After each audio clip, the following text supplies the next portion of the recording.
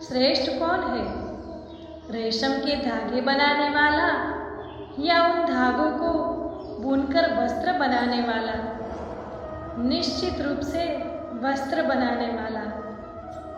अब बताइए, श्रेष्ठ क्या है? माटी को पूरे तट पर बिखेर कर रख देने वाली बाढ़, या उस माटी को समेट कर उसी से एक मूर्ति बनाने वाला मूर्तिकार? निश्चित रूप से मूर्तिकार। अब बताइए, श्रेष्ठ कौन है? देवताओं और दानवों का वो दल जिन्हें अमृत प्राप्ति के लिए संसार में हलाहल फैला दिया, या वो महादेव जिन्होंने इस हलाहल को सूक्ष्म करके अपने कंठ में समाहित कर लिया?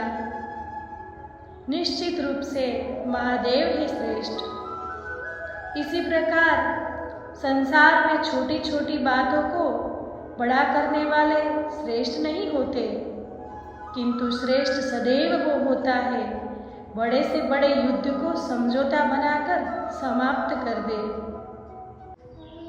कितना विचित्र होता है, समय जब हमारे साथ हो तो हम स्वयं को राजा मान लेते हैं, वही समय यदि विरुद्ध हो जाए तो रंग बनने में समय नहीं लगता। इसीलिए मनुष्य की एक आदत होती है, बुरे समय के लिए कुछ बचा के रखता है। संबंधी मित्र बुरे समय में साथ छोड़ देते हैं। यश मान ये बुरे समय में चला जाता है। व्यक्ति सोचता है कि धन संचय करना चाहिए, बुरे समय में काम आएगा, पर परमात्मा कहते हैं शुभ कर्म करते रहो, आनंदित रहो, स्वयं पर और ईश्वर पर विश्वास रखो, बुरा समय कभी आएगा ही नहीं। प्रकृति ने मनुष्य को एक विशेष शक्ति दी है, अन्य जीवों से अधिक शक्ति दी है, स्मरण शक्ति। यही शक्ति मनुष्य को अन्य जीवों से भिन्न बनाती है, इतिहास देखने की प्रेरणा देती है, ज्ञान को पीढ़ी दर पीढ़ी आगे बढ़ाती है। पर यही स्मरण शक्ति मनुष्य के विकास में सबसे बड़ी बाधा भी बन जाती है, उसके चित्त को दूषित कर देती है। बुरे अनुभवों या किसी का धोखा मनुष्य भुला नहीं पाता और फिर उसे लग जाता है प्रतिकार। पहले तो समय नष्ट करता है प्रतिकार की तैयारी में, फिर समय नष्ट करता है प्रतिकार का अवसर ढूंढने में। यदि संतोष पाना है, यदि जीवन में आनंद पाना है, तो स्मरण शक्ति का सदुपयोग करें। अपनी स्मरण शक्ति को केंद्रित करें अच्छी बातों और अच्छी यादों की ओर। जब अपने अच्छे कार्य के उत्तर में दुख प्राप्त होता है अथवा किसी को अपने दुष्कर्म में सुख प्राप्त होता है, तो मन अवश्य ही ये विचार करता है कि अच्छा कार्य करने का या धर्म के मार्ग पर चलने का तात्पर्य क्या है, दुष्ट आत्मा को क्या प्राप्त होता है, यह भी देख लेते हैं। दुष्टता करने वाला हृदय सदा चंचल रहता है, मन में सदा नए नए संघर्ष उत्पन्न कर लेता है। अविश्वास उसे जीवन भर दौड़ाता रहता है। क्या ये सुख है? जबकि धर्म पर चलने वाला, अच्छा कार्य करने वाला, सच्चरित्र व्यक्ति का हृदय शांत रहता है। परिस्थितियां उसके सुख में बाधा नहीं बनती। समाज में सम्मान और मन में संतोष रहता है सदा। अर्थात अच्छे कार्य या अच्छा बर्ताव भविष्य में किसी सुख का मार्ग नहीं, अच्छा बर्ताव स्वयं ही सुख है। जीवन क्या है? जीवन का उद्देश्य क्या है? क्या ये जीवन कुछ पाना है या ये जीवन कुछ खोना है?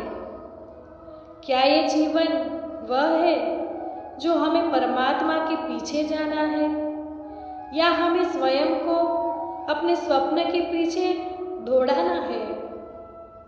क्या है ये जीवन? जीवन अत्यंत सरल है, एक शांत जल की तरह, एक दर्पण की भांति। दर्पण क्या करता है? आपको वही दिखाता है जो आप करते हो।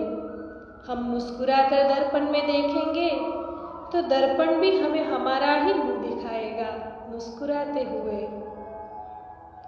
रूठ कर दर्पण में देखेंगे तो दर्पण वही दिखाएगा। हम खिलखिलाकर देखेंगे तो वह भी खिलखिलाता ही दिखाएगा।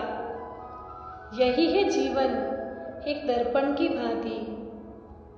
ये मत सोचिए कि इस जीवन ने आपको क्या दिया है। सोचना तो ये है कि आपने जीवन को क्या दिया।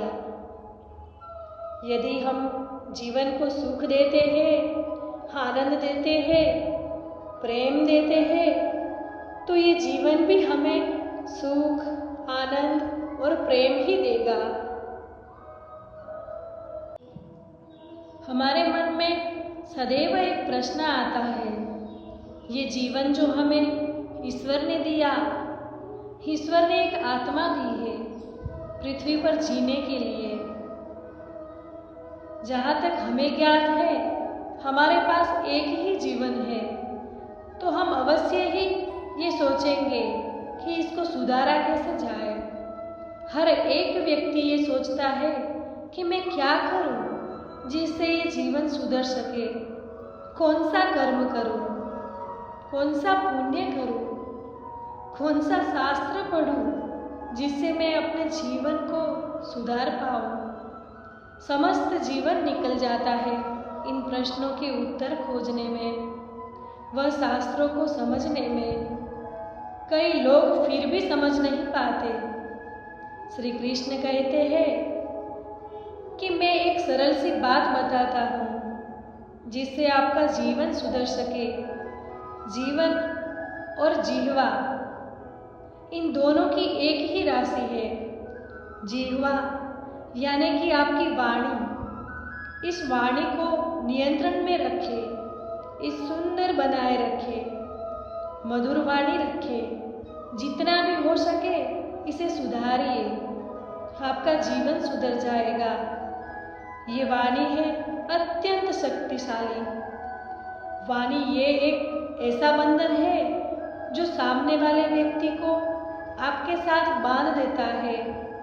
तो इस वाणी को सुधारिए, इसे सुंदर बनाइए, आपका जीवन अपने आप ही सुंदर हो जाएगा।